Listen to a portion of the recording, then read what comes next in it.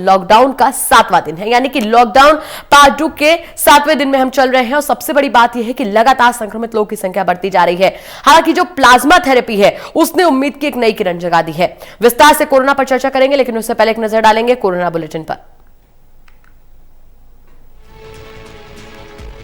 देश भर में तेजी से बढ़ रहे हैं कोरोना के मरीज। संक्रमित मामले हुए 18,601। अब तक 590 लोगों की कोरोना से मौत, 3,252 लोग हुए ठीक। अब 14,759 एक्टिव केस। पिछले 24 घंटे में कोरोना के 1,336 नए केस आए सामने। कोरोना संक्रमितों का पता लगाने के लिए इस्तेमाल होने वाले रैपिड टेस्ट पर सवाल उठने लगे हैं, जिसके बाद आईसीएमआर ने साफ कर दिया है कि अगर इनके टेस्ट को लेकर तकनीकी खामी हुई तो नतीजे गलत निकल सकते हैं।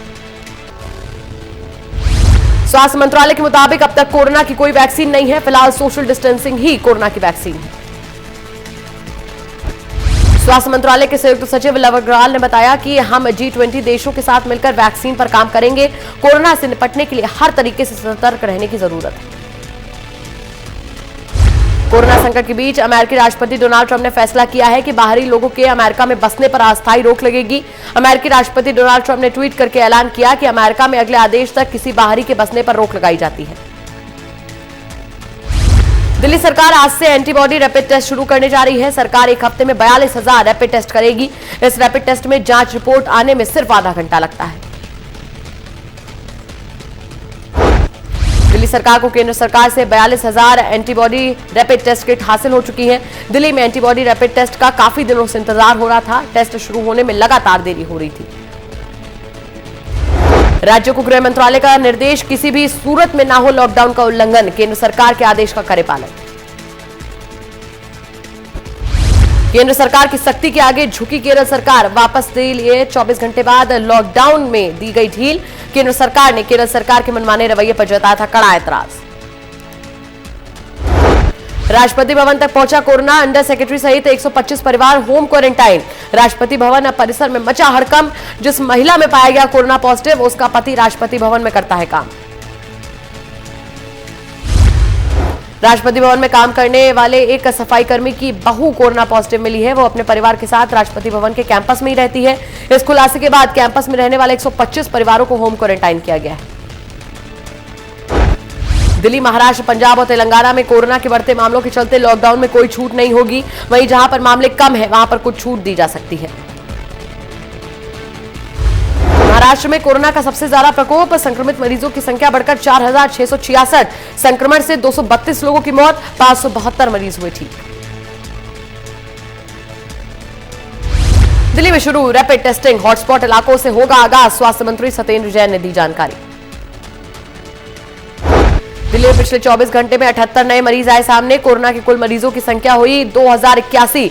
दिल्ली में मौत का आंकड़ा हुआ 47। पिछले 24 घंटे में 141 मरीज हुए ठीक। 24 घंटे में 2 की मौत। दिल्ली में कांग्रेस पार्टी ने भी अब दिल्ली की आप सरकार पर कोरोना के मुश्किल हालातों में राजनीति और भ्रष्टाचार करने के गंभीर आरोप लगाए हैं। कांग्रेस ने केजरीवाल सरकार पर कोरोना के नाम पर अपने कार्यकर्ताओं को फायदा पहुंचाने का आरोप लगाया है। दिल्ली में कोरोना के चलते हॉटस्पॉट एरिया में लगातार काम हो रहा है और लगातार बढ़ोतरी भी हो रही है। दिल्ली में हॉटस्पॉट की जो संख्या है वो 80 हो चुकी है। पुलिस लॉकडाउन का सख्ती से पालन करा रही है। हॉटस्पॉट इलाकों में ड्रोन से रखी जा रही है नजर। दिल्ली के तिलक विहार पुलिस चौकी में एक पुलिसकर्मी पाया गया कोरोना पॉजिटिव। 17 पुलिसकर्मियों को किया गया क्वारंटाइन। पुलिस चौकी को किया गया सील। दिल्ली पुलिस तबलीगी जमात के प्रमुख मौलाना साद की तलाश कर रही है। हालांकि कल मौलाना साद ने एक ऑडियो संदेश जारी करके जमात के लोगों से प्रशासन की मदद करने की बात कही थी। नोएडा में मरीजों की संख्या लगातार बढ़ती जा रही है। अब यह संख्या 100 हो चुकी है। 3 नए केस सामने आए हैं। सेक्टर 55 और सेक्टर 34 और चेरी काउंटी में मरीज मिले हैं।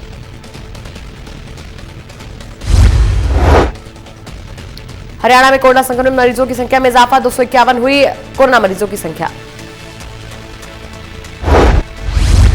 हरियाणा के नूह जिले में कोरोना वायरस का सबसे ज्यादा कहर देखने को मिल रहा है। नूह में अब तक 57 कोरोना पॉजिटिव केस मिले हैं। गुरुग्राम में 36, पलवल में 34, फरीदाबाद में 42 नए केस सामने आए हैं।